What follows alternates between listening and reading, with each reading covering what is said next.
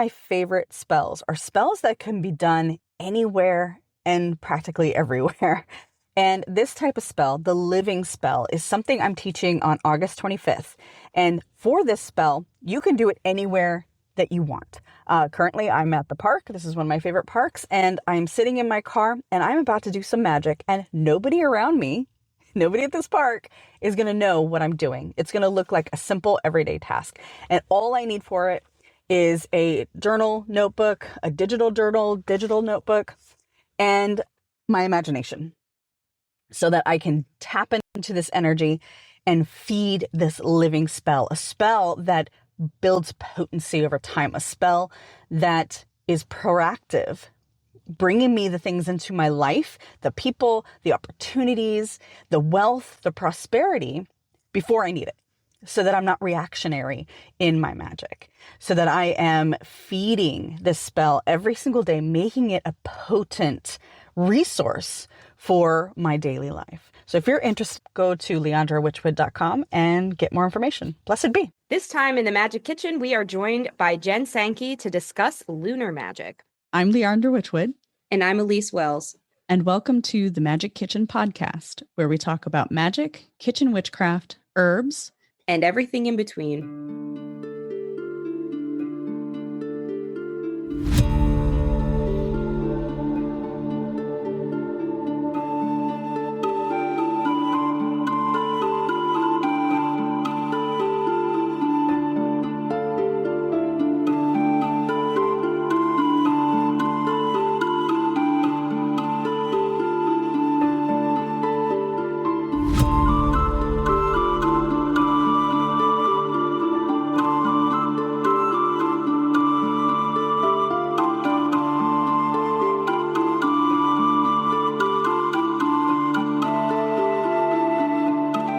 Jen Sankey is an author, professional witch, teacher, and speaker. She has over 30 years of experience reading tarot and being an energetic healer. Visit her at stardustwanderertarot.com and instagram.com/stardustwanderertarot. Jen, thank you for being here. Today, we're mostly going to be talking about lunar magic and your book, Manifesting by the Moon. It's a really timely book. Before we got started recording, I was telling both Jen and Leandra that I've been getting this question almost like every other discovery call is like, how can I live in more accordance with the moon? And so I think it's a really timely book for the world, and I'm glad you wrote it. It's been really fun to be reading it myself the past couple of weeks. So welcome. Thank you for being here. Yeah, thanks for having me. I'm excited. Why did you know you needed to write this book? It really just, even what you just said, a lot of people, you just assume, especially if they are witchy inclined, that they work with the moon. And as I was going through just, doing tarot readings, doing energy healing and all of those things, I like to give homework when I do any sort of survey. I know some of us are like that. And so I kind of started incorporating this moon work in, and a lot of people were just like, oh, I never thought to do that before. Oh, I didn't know the different phases carry different energy. I didn't know I can use it to manifest. So as my practice grew, as I started working with all these people, I started realizing that, oh, okay, there's something here. There's something to this. And then I have worked with the moon since I was probably like 14. And so it was basically just my way of taking my practice and putting it in one spot. I tend to side quest a lot. So in a way, it was to kind of organize my brain as well. And I know there's other people that like to side quest. So it was to just help us all just kind of bring it all together so you could create this kind of moon map to work with the moon, manifest with the moon, understand the moon, understand yourself, and then start bringing in spell work, start bringing in working with deity, start working with all of these other things in the scope of the moon phases. Yeah. That was one thing I did enjoy about the book is that you bring in the lunar cycle, the tarot practice or the tarot cards, and then the mindset reframing. And that's one thing I teach to my students all the time is your mindset. It needs to be not perfect. Nothing's ever perfect. That's an illusion. Yes. It needs to be aligned with where you are. And that's going to change. We evolve. And I think you did that well in this book, and it's a chunky book. It's a good sized book, so people are going to get a lot out of it. You have what, 120 spells in this book? Yes. Do you have a favorite? Do you have a favorite type of spell, or a spell that you just kind of return to a lot? I work with candles a lot, so there's usually something burning. It's like No. something. I'm always burning something. Yeah. And one of the things that I always say, and when I'm teaching or talking, is I always say done is better than perfect. And that's Mhm. why there are so many things to choose from, because I want you to do something. Move that dial that kind of sets you into that mind frame of, okay, I'm working with this, I'm doing this. And everything that I included too is easy to get. You can literally go to the dollar store and get every ingredient you need for any of these spells that I have in the book. And, as someone who has a family, who has other businesses, who has 4 children, I wanted things to be easy to do, accessible. And it's like a choose your own adventure book, really. Like, you can decide what you work with, what you don't work with, how you work with it. You can, if there's a spell in there and you're like, you know what, I don't really want to use a red candle, this blue candle is really calling to me, then do it. Because I'd rather you do it than not do anything at all. Yeah, I like that a lot. Yeah, always a template. Like, don't. I always tell everyone, even on the podcast, all of our listeners know this. I give a suggestion. I'll give you a suggestion. You take it for what it's worth. Make it your own. And I really appreciate that, because there's too many voices out there telling especially new witches, oh, you're doing it wrong. You need to do it this way, or things are going to explode on you or something. I don't know. Like, there's always some crazy. And especially with the moon, because that, the moon water, that's always it's such an easy practice, but people like to complicate it. Working with eclipses. And That's it's for like, sure. don't do it. Everything, like you said, is going to explode, and your life will just fall apart. And even talking about Moldavite, like, guys, Oh my God. like, this is getting out of hand. Like, this rock has been around a long time, and we're all still kicking. So it's okay. We're fine. Yes, it's all okay. And I think that when people are first starting to practice, or even people who've been practicing for a long time or coming back to a practice, you need to realize that a lot of these suggestions, while coming from a good place, is really their fear, their insecurity, and their practice that they're projecting out. Because that happens, and it's when we are feeling insecure about something, we want others to feel insecure about it too, because that makes us feel better. Sure. That it's not just us. But that's not something that is honestly true. And it keeps other people from learning about themselves, learning about their practice, trying new things, and all of that. And as a witch, it's all about, again, going back to that choose your own adventure. It's trying all the things, seeing what works, seeing what doesn't, seeing what, maybe if it doesn't work for me, I might go along my merry way and meet somebody and that will work for them. And because I tried it, I'm like, oh, I know a little bit about this. I don't love it, but maybe you will. And it's that sharing and that opening it up to, the possibility. And I think that's really important. If somebody was curious to get started working with the moon, where would be the first moon phase you want them? I know your answer is going to probably be what I think it is, but what would you say to them? Like, okay, one simple thing, do this on this phase. What phase would you say is most important? And, what's a little, very small, easy, accessible, they can do it as they're listening practically thing you would I think it's the moon phase that most people want to skip. And it is the dark moon. I think, and it's a really great way to kind of step into it. And, you don't really have to do a lot for that one. You just need to recognize, you need to learn to rest, because especially as females, we are taught no resting. Why the heck are you resting? Everything needs to get done. And why are you sitting there? Right. And we are made to feel guilty for it.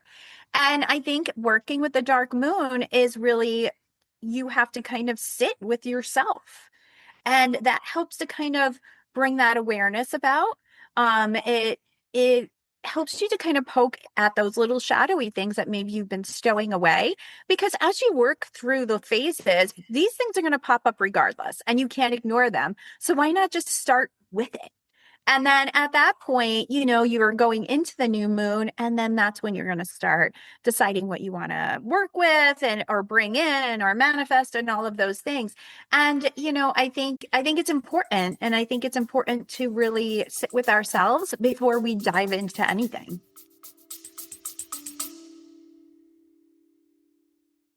Picture this. You light a candle before opening your laptop, before pricing your next offer, before creating your next digital download. And you do it without fear.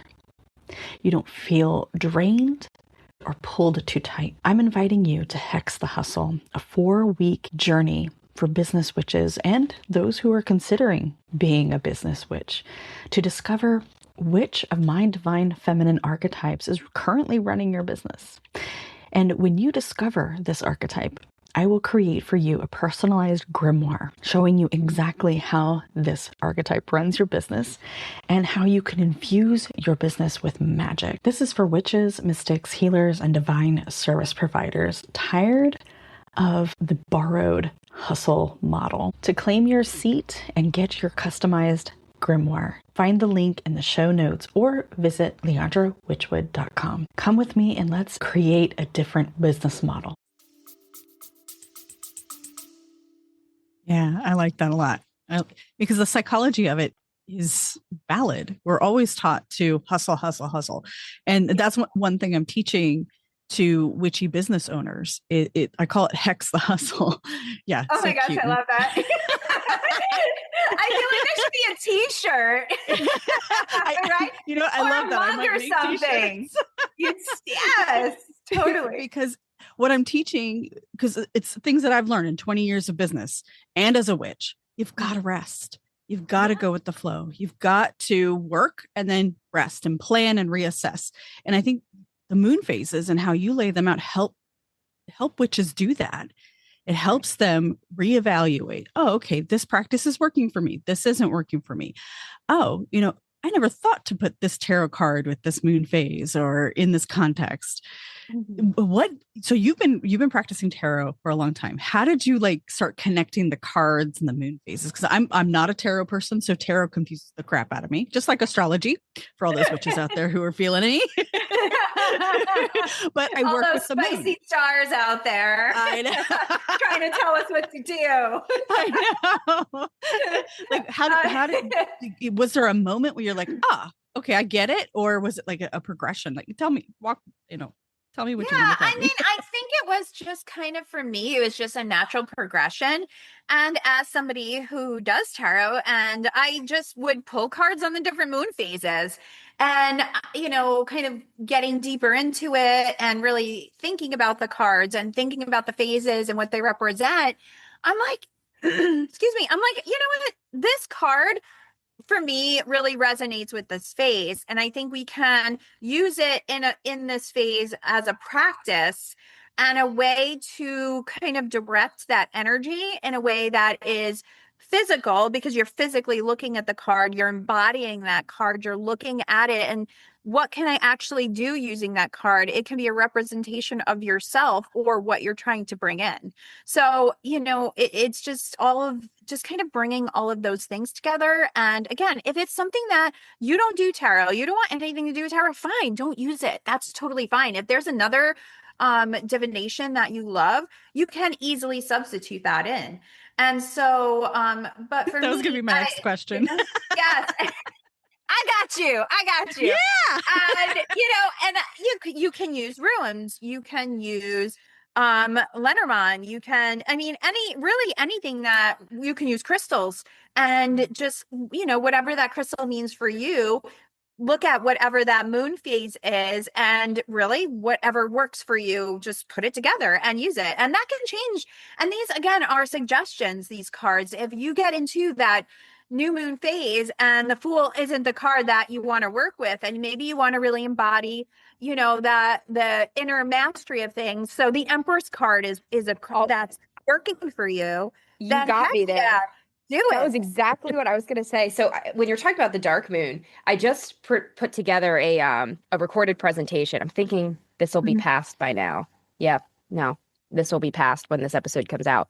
But maybe I'll offer this as like a workshop because people have really been asking more about the moon, and this is always what I answer, and they're like, I need to know more about that. So Hekate, Yes. she is associated with the new moon, but in Yes. ancient Greece, the new moon was a 3-day. Oh yeah, there she is. There she is. Right behind Jen, there's a gorgeous what are those called? Those like dedication candles. That's what I was Yeah, thinking. like the devotion candles, and then I Devotion have candles. my key Oh, bones here. Like what my kind of bones? Are they snake bones? they're actually human. Oh, So yeah, they are these are no, yeah, they are carved. Oh no, these are snake bones, and then these are, I'm gonna try to do it. These are the human bones. So there's these monks up I forget where exactly. When they pass away, they donate them to be used as dedication beads. And so they are on there. So when I'm doing my practice, it's every like 5 or 6 or whatever it is. I don't remember at this moment, but yeah. So that wow. so it's kind of crazy. Like I'm getting human bones in the mail, but they authorized it. They were okay with it. They're like, sure, take my skull, do what you will with it. So we're just doing that. Yeah. So I'm sorry to interrupt. That's But some psychopomp guidance yeah. back there. What a powerful altar. It's funny Yeah. because as you've been talking, so for those listening, since you're not seeing this, Yeah. right behind where Jen's seated, and it felt like you had a crown, like a halo, like when we joined. And I was like, oh, I guess it's just the light. But now I'm realizing it's like an energetic aura projecting out from behind you. But yeah, so the ancient Greeks, we talk about the new moon. In ancient Greece, they were using their naked eye to look for this new moon, and it was that first sliver, and that was pneumonia, but in the dark moon was when you would start your work, and that would be when you would do the deepnon. It got these deipnon, which is her meal of the dead. So, but people think of it as leaving a bunch of food at a crossroads as an offering. In ancient times, crossroads were where travelers, unhoused people, lower income people would go to get free food from upper classes. So Right. you donating to a food pantry is a really good way to celebrate the first day of the new moon, aka the dark moon. Yes. And I love that system of 3 days because it's like that first day is for others. It's like offerings out. It's very like reciprocity is first about charity. And then the next one is for you, like what are you inviting towards you? And then the third one is like cleaning your house, essentially. It's like really like clearing, welcoming the agathos daemon, like the good spirit into your home, clearing negative energy. But what you were saying about what I've been kind of on this journey of myself the past few months is what is the womb? Like really, because I've always kind of dismissed womb work as something I would facilitate for others because I do not have children. I don't know if I will. And to me, that's like a big connection for the womb. And two, I don't do a lot with the cisgender constructs of femininity. Like I really focus more on land, and that's quite an agender spirit. And when I do talk about the two halves coming together, it's more, you know, on a spectrum and less like this is for women's work, women, women, women. Like I do a lot less in that sphere. But what I've been understanding more and more is that the womb is the void. It's simply creatrix. It is where all potential is housed, and that is the dark moon. And so when you were saying like another card for the dark moon, I said I think I would pick the Empress. And then you said the Empress. I was like, I love that because it's this womb of creation. Like I love Right. the High Priestess and the Empress as these two sides of femininity. You know, the Yeah. High Priestess, she stands in her power. Sure, the magician might be around, but like she's there, she's doing her thing. It's very self I don't want to say selfish or self-aggrandizing, but it's very much about the self. Like we have to fill our own cup. And then there's the Empress, and it's like, how does she contain for others? How does she care for others? How does she create things that are for the greater world around her? It's not just about her. And we have to be both, you know? Yeah. No, absolutely. Absolutely. I love that. I would have said the full moon as my most important moon. I like that you said the dark moon But those are it. Yeah. I think those are the two. Like when I first started, I was like, forget it. I don't need to know what a gibbous is. I am going to focus on full and dark moon because I can see that with my naked eye. Yeah, get those gibbous out of here. No, and and I always go to that because everybody wants to skip it. Oh, we're not supposed to do it. I'm like, but it's such a chance to integrate everything that you've learned, and just where is it sitting in your body? How are you understanding it? How did you change throughout all of the cycle, all of the phases rather? And, what are you going to create in this new cycle now that you are now a changed person? Because every cycle we go through, we do change. And so many people have talked about like, oh yeah, I was going to do that, the dark, but I just kind of skipped over that because I want to get to the new moon. And it's also our impatience. And it also helps us to kind of, again, sit with ourselves and be like, no, we need to take a minute, but it can't always be, manifest, do this, do that, all of the things. And that's, again, that's something that we're taught, especially on social media. What's the next big thing? What are we doing next? What's going on? And sometimes doing nothing is really doing more than all of those other things. And, even having the word manifesting on the cover of my book, I really kind of had to sit with that for a minute too, because it is an ick word. It is. And, social media has made it an ick word. And, but I'm trying to bring the magic back to it.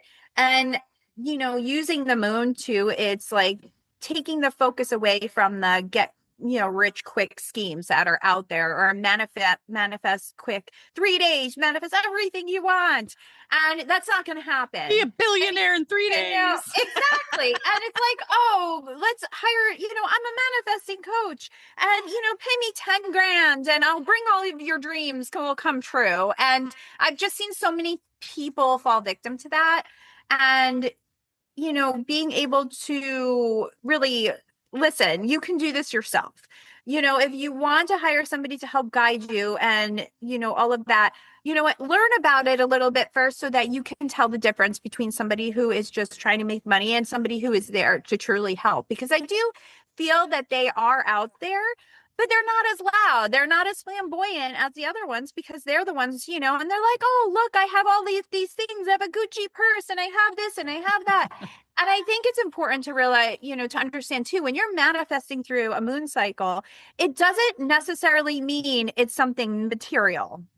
Right. You may be working on, your health. You may be working on your shadow. You may be working on just something within yourself or your relationships with people. And I think, or that's something to, habits. It can be. Yeah, exactly. It doesn't always have to be that big, flashy thing. So there's just so much of that out there. And I just want people to realize that, that isn't what it's all about. And most of those people, if they're doing so fantastic and great, why are they online 24/7? Why are they flashing all of these things? If they were so rich and abundant, they would be off in Tahiti somewhere on a beach and not sitting here in your face screaming about how you can manifest everything in 3 seconds. Well, and I think that it's a really good mirror to hustle culture, because it gives us this impression that we have to have all these big, glitzy, glamorous things, when sometimes manifesting or success, the vision of success, it looks different to everybody. Maybe success means you are now a witchy nomad and you live out of one of those like RV vans, or you got a Sprinter van. Right. And your idea of success is traveling to national parks and visiting the nature that is around, maybe, right. And that's not going to be glitzy, glamorous. It's not going, it's going to be, emptying out your black tank. That's not glamorous at all, No. It's going to be something very different than the Gucci purse and the 40 yard, I don't know, whatever. Like, I can't even fancy things. The yachts and the, or their idea of fancy things. Whatever that is. Yeah. Well, it's just not getting caught up in that, too. It's you see all these things and people get caught up in that. And, in my book, in the beginning on that new moon, it's okay. All right, what do you want to work on? But wait, is this really what you want to work on? Let's do some exercises to make sure it's really what you want. What you wanna Because work a lot on, of yeah. times when people approach some, they want to bring into something, manifest something, it's actually not what they think they want. It's what everybody else thinks that they want. And they're like, oh yeah, I want that. But then you start doing these couple of exercises or whatever the divination, and it's like, oh, actually, you know what? I don't want that. That isn't what I want. That's what, so and so. That's what I was told I was wanting. Yeah. So it's like coming back to home. It's like, wait, I can make my own decisions. I can decide where I want to go, what I want to do with things. And you know what? The heck to what everybody else thinks. The heck to what social media tells me I need things to look like, I need my practice to look like. And, that's also going to evolve and change over time. What you wanted to do 2 years ago or what your practice looked like 2 years ago is going to be completely different. I mean, some people might be exactly the same. If you got a really grounded Taurus, they're like, nope, this is how it's going to be forever, But, it's one of those things that let it evolve, let it ebb and flow like the moon does. And that's just a part of it. And that's the beauty of it. And that's how you grow as a person. And once you understand yourself too, you start to understand other people better and you have that empathy. And I feel like that's another thing that's kind of beaten out of us is just having empathy for others and considering where they're coming from, what they're going through and all of those things. But if you're understanding yourself, you don't have to prove anything. You don't have to go out of your way to be like, well, I know this and I know this and I do that. It's more like, oh, okay. I know I'm solid in who I am and my base is secure. What about you? What is going on with you? And it kind of leaves that space for more conversation, which I do feel we need.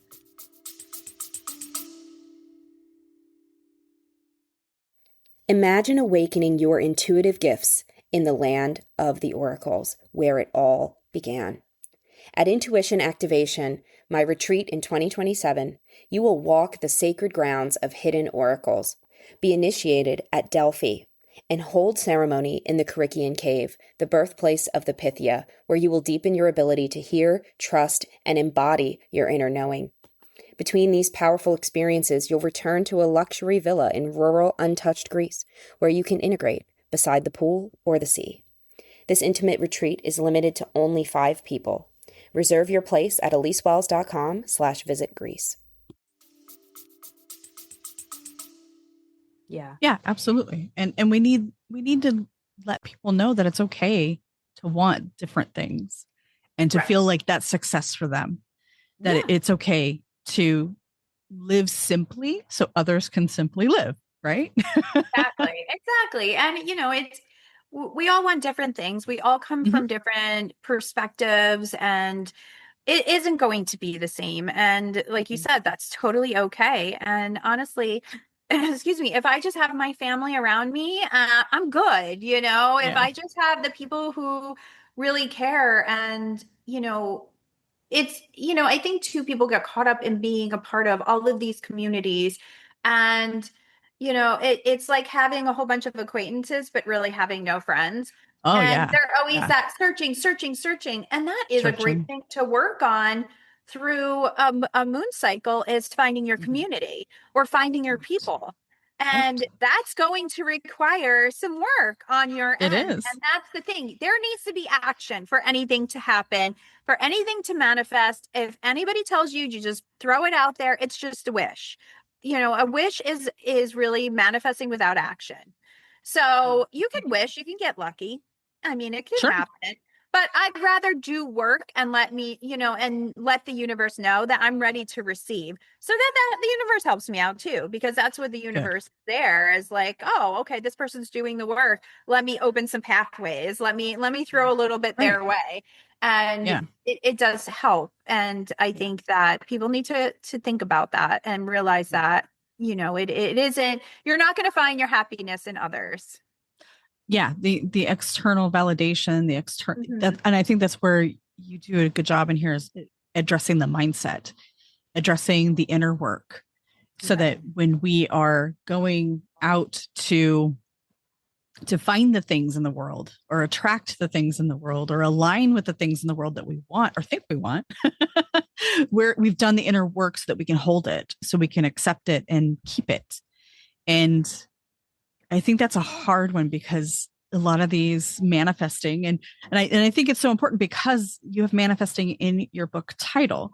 So I think it's important to really zero down on what it means to manifest. It means authentic alignment to me. That's what it means to me. Is aligning yourself with what is authentic to you, your authentic expression.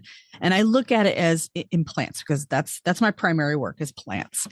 And if you look at a plant doesn't have to be told how to grow, how to thrive. A plant already knows how to do that.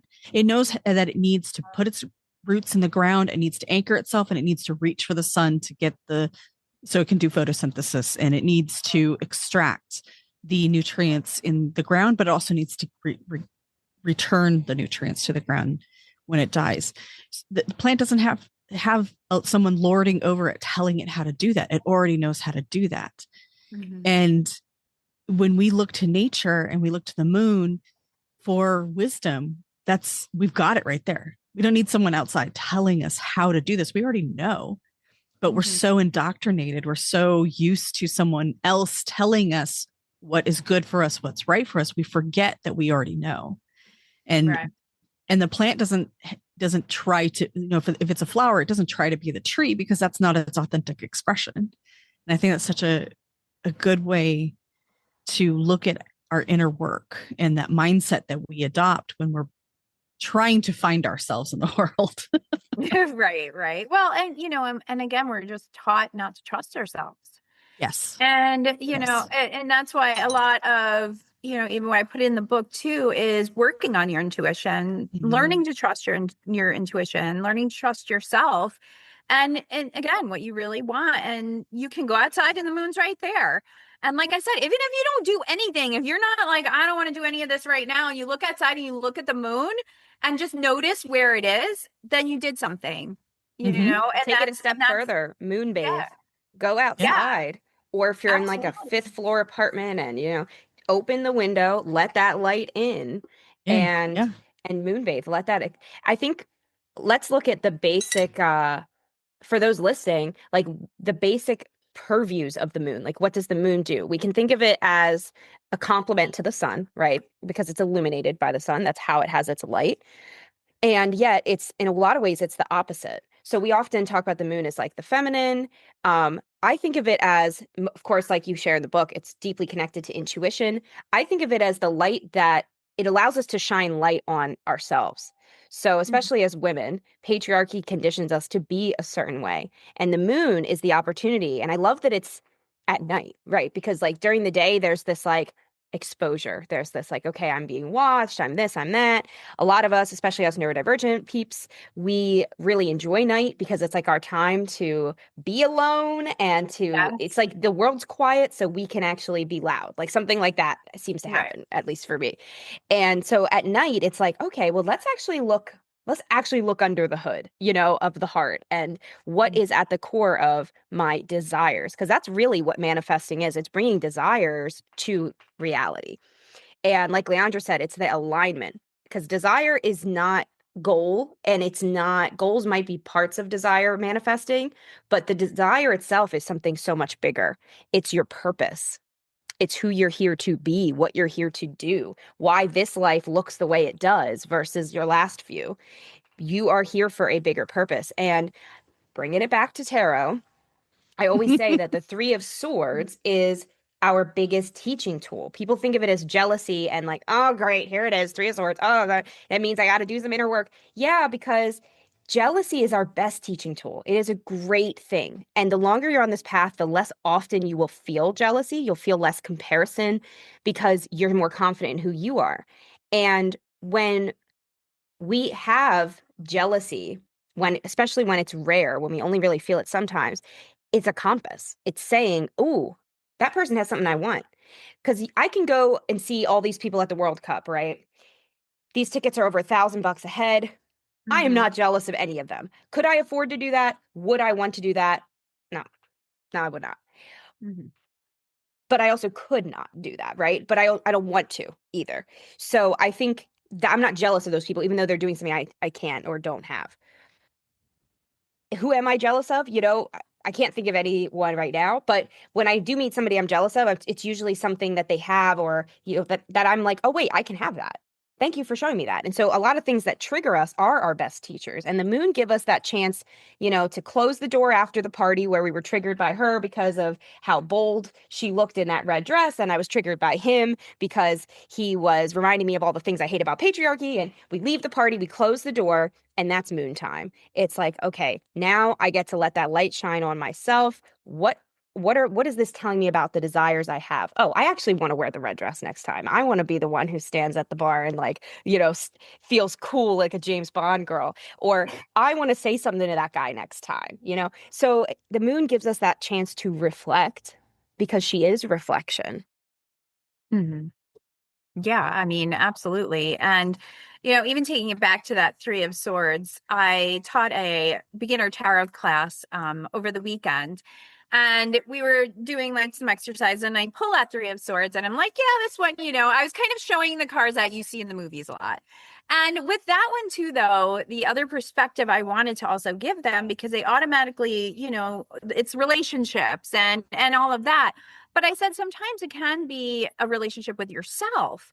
And those two swords on the sides are kind of the two halves of you. And that sword in the middle is what keeping you from integrating everything. And so during, with the moon work and doing all of when these shadowy aspects come up, like you said, those are kind of clues of, okay, well, this is coming up during this waxing gibbous for a reason. Why is it coming up? What can I do and it's not even to squash it, to get rid of it. How can I integrate it? How can I learn from it? Why, because all of these things are a part of us. And even, like you said, with the whole jealousy part of it too, a lot of people will see something that they want and they start manifesting and it's not working the way they want, and they get overwhelmed and they stop. And so by taking it little by little and just, even if you don't dive into it fully, and just poke the bear a little bit, soften Collect those the data. edges. Mm-hmm. Yeah, just see why. Okay, well, it's in my wheelhouse here. I see what's going on, because it's going to pop up again, maybe at the waxing, the waning crescent. It's going to come back up. But at that point, you may be ready because you already kind of got used to it. You're making friends with, the monster under the bed. And by the time you get to the waning crescent, you're like, oh yeah, okay, I remember you. Now it's not as scary. So I think that's really important. And people too, that as they're going through, and if these big things start really showing up and they're getting overwhelmed, stop if you want to stop, because you know what? She's coming back around again regardless. So if you don't, if you get right to that full moon, and the full moon in my book is really about focusing on balance, and the tarot cards are the sun and the moon. So it goes along with what you were just talking about. And if they get to that point and they're like, you know what? I don't know if I can move forward. I don't think I can do anymore. I think at first, peek at it, see what it's looking like, poke it a little bit. But if you really feel like it's too much, stop where you're at and just know that, you know what, I'm going to stop now. I'm going to integrate everything that I've gone through so far, and then I'm going to pick it up next month.